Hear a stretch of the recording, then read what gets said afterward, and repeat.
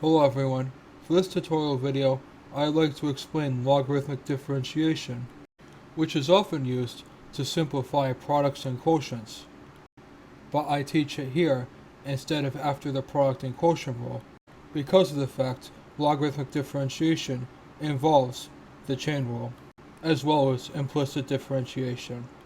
For example, if we are given this function, instead of using the product and quotient rules as we would expect, we can take the ln of both sides, and the ln of the right-hand side would simplify by properties of logarithms to ln of numerator minus ln of denominator.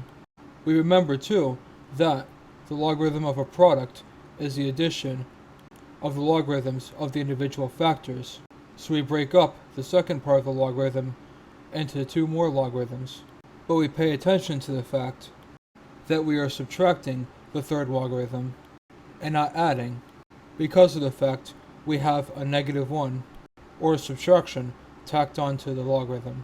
We now can take the derivative of all these logarithms, which is where implicit differentiation steps in. We see that the implicit derivative of ln of y is y derivative times 1 over y, and similarly we take all the derivatives on the right hand side by using the chain rule, which would be 1 over the inside of the function times the derivative of the inside function.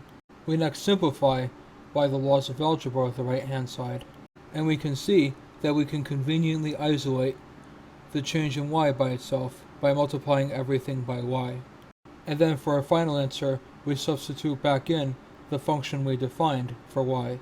So instead of using the quotient rule and the product rule for the denominator of the quotient, we instead used implicit differentiation to make the problem a lot more shorter. Logarithmic differentiation also allows us to differentiate the function y equals x to the power of x, which has a variable base and exponent. We take the ln of both sides, see on the right hand side that we can change the power of x to multiplication of x, take the implicit derivative of both sides, simplify the right hand side, multiply both sides by y, plug back in x to the power of x for y. We have figured out the derivative of x to the power of x. We can now finally prove the derivative of a general exponential function, or a to the power of x. If we state y equals a to the power of x, we take the ln of both sides, differentiate both sides, multiply the derivative of the function by the original function, substitute back in the function, we get the derivative of a to the power of x is a to the power of x times ln of a. And we see this formula works for e specifically as well, because e to the power of x times ln of e is e to the power of x times 1, which is e to the power of x as we saw earlier.